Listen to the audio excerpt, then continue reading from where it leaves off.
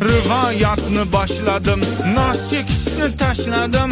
Bahorda ochlar o't, qo'shiqni o'tkazgan tut. 8-mart edi, onajonlar bayrami.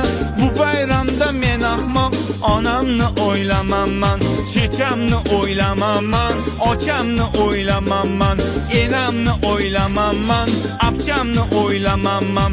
Munday o'ylab qarasam, hech kimni o'ylamaman. Kompot bo'lib men ahmoq, bir qizni o'ylab faqat. Qizni labi botekis, figurasi notekis. Nima deydi bu ahmoq, yeymizmi deydi kekis.